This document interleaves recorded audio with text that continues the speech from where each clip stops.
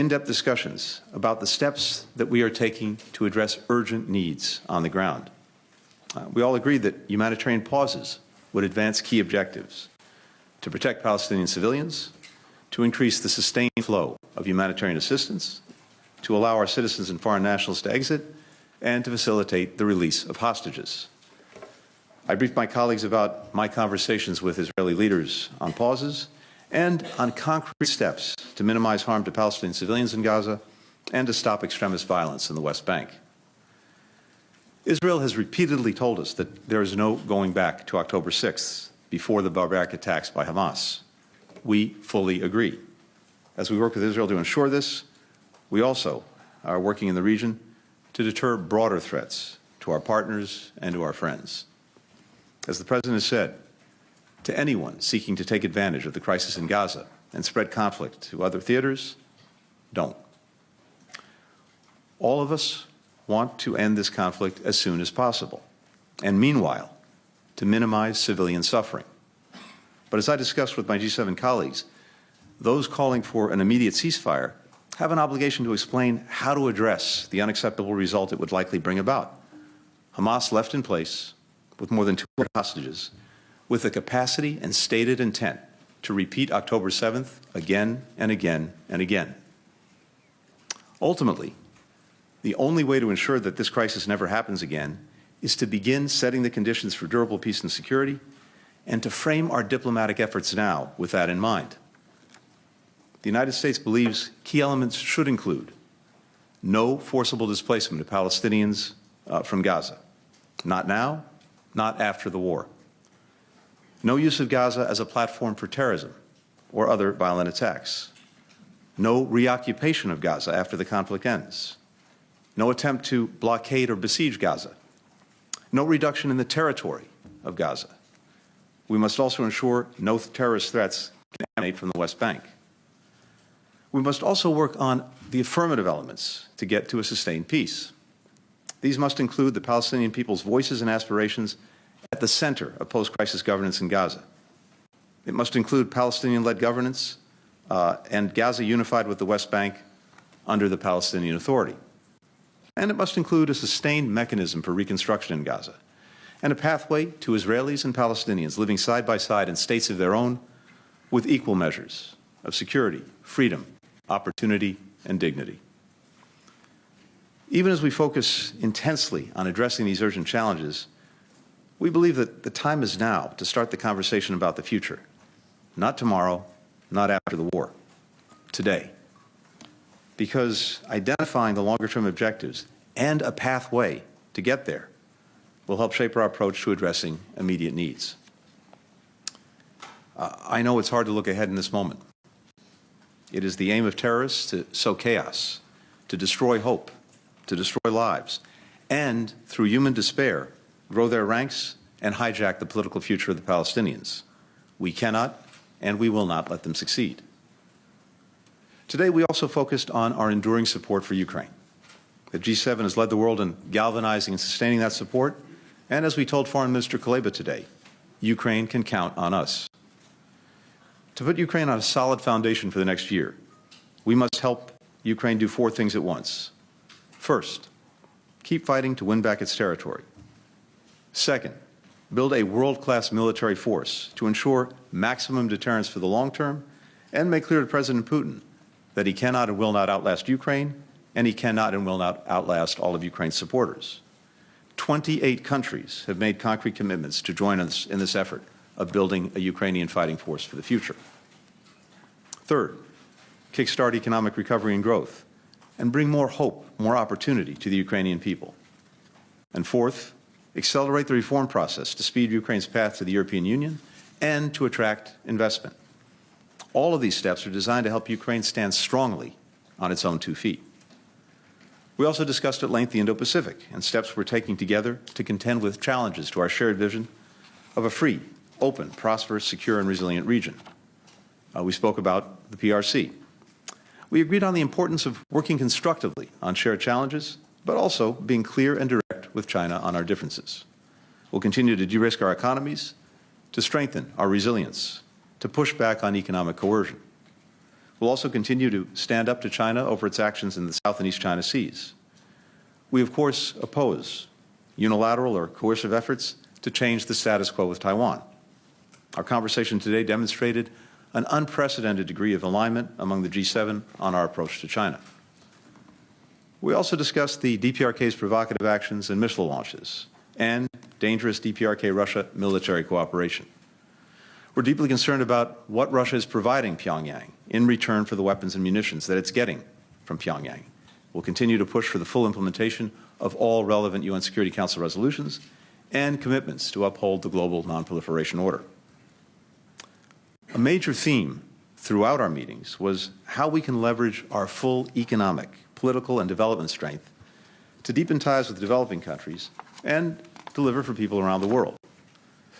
Through the Partnership for Global Infrastructure and Investment, we're mobilizing $600 billion in high-quality, transparent infrastructure projects worldwide by 2027. We're unlocking hundreds of billions in new lending capacity for the World Bank, the International Monetary Fund, for things like climate resilience, public health, and other key priorities. We're also working to shape a more inclusive international system, supporting reform of the UN Security Council, making the international financial system more responsive to the needs of low and middle-income countries, bringing more voices to the table here at the G7, as, for example, with today's meeting with Central Asian partners.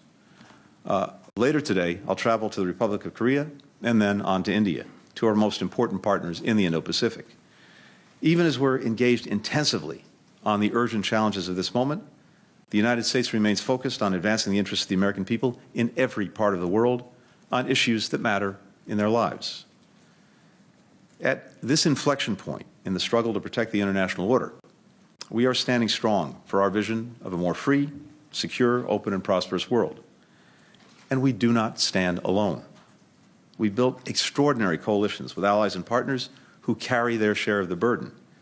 And we leave this G7 meeting stronger and more united in meeting the challenges of today.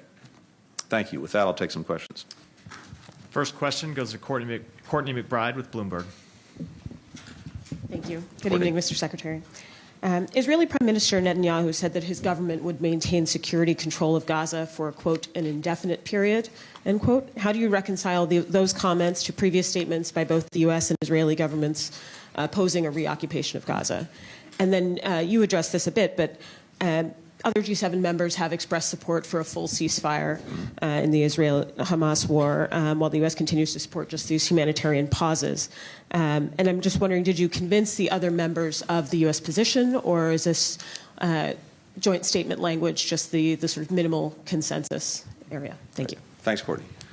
So I think we've been very clear from day one that when it comes to post-conflict governance in Gaza, a few things are clear and necessary. One, Gaza cannot continue to be run by Hamas. That simply invites a repetition of October 7th and Gaza used as a place from which to launch terrorist attacks. It's also clear that Israel cannot occupy Gaza. Now, the reality is that there may be a need for some transition period at the end of the conflict, but it is imperative that the Palestinian people be central to governance in Gaza and in the West Bank as well, and that, again, we don't see a reoccupation. And what I've heard from Israeli leaders is that they have no intent to reoccupy Gaza and retake control of Gaza. So the only question is there some transition period that might be necessary, and what might be the mechanisms that you could put in place for that to make sure that there is security. But we're very clear on no reoccupation, just as we're very clear on no displacement of the Palestinian population. And as we've said before, we need to see and get to, in effect, unity of governance when it comes to Gaza and the West Bank, and ultimately to a Palestinian state. When it comes to the G7 statement, and particularly with regard to the question of ceasefire, actually we found real unity in the G7 on in this moment on that question. I think the communique very accurately reflects what we discussed and what G7 partners believe. For the next question, Sasaki Akiko with TV Tokyo.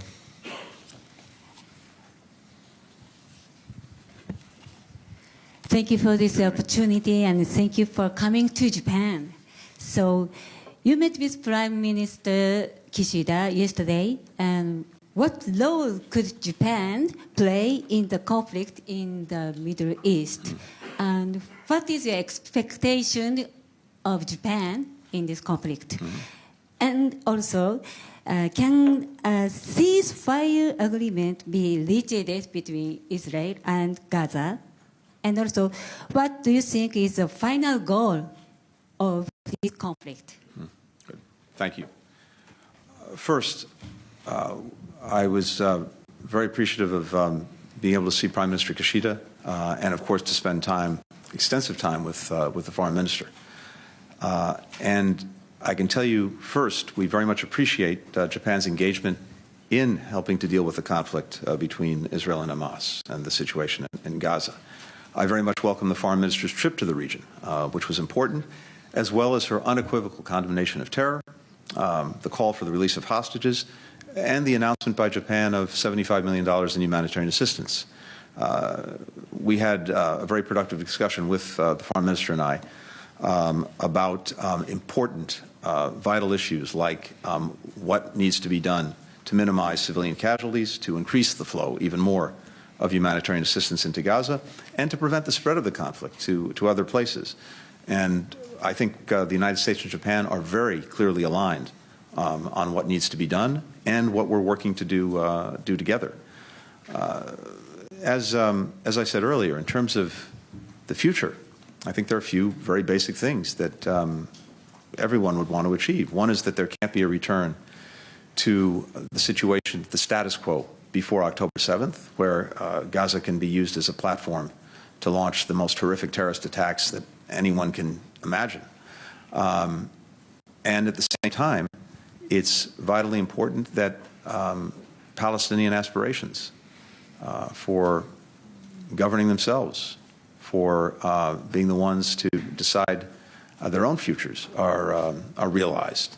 And so we have to work to both of those things at the same time, and that's what we're trying to do. For the next question, Nike Ching with VOA. You're watching DW News coming to you live from Berlin. We've been following a live news conference with Antony Blinken, the U.S. Secretary of State, following a meeting of G7 wealthy nations in Japan. Antony Blinken was commenting on what took place in that meeting. He said that that the conflict between Gaza and Israel was at the top of the agenda there for that G7 meeting, and he gave a couple of interesting points regarding what the 7 members agreed on at that meeting. He said they did agree on the need for humanitarian pauses. Now, this is, of course, distinguished from a ceasefire, which France had been calling for at the UN, for example. So humanitarian pauses, they agreed on that. He said he also warned any external actors who were thinking about getting involved in that conflict, I would say that's a veiled reference to Iran and its proxies in the region, to stay away, to not get involved. He also said, in terms of the future of Gaza, when this war is over, he said Gaza cannot be governed by Hamas, that there should be no forcible displacement of civilians, that Israel cannot reoccupy Gaza. And he said that Gaza needs to be unified with the West Bank under the Palestinian Authority. Beyond that, he said that the G7 nations had agreed to continue supporting Ukraine in its effort to repel Russia's invasion, and that would remain a priority. He said that Ukraine, he said, is not going to be allowed to lose its momentum against Russia. Again, Antony Blinken there addressing the news conference in Japan. You're watching DW News. Now, back to our top story. In Gaza, the loss of life continues to rise as Israel intensifies its operations. The Hamas-run health ministry now says the death toll has surpassed 10,300 people, mostly civilians, many of them children. Scenes like this have become all too common in Gaza over the past month. children are bearing the brunt of this conflict. Israel says it is targeting Hamas militants hiding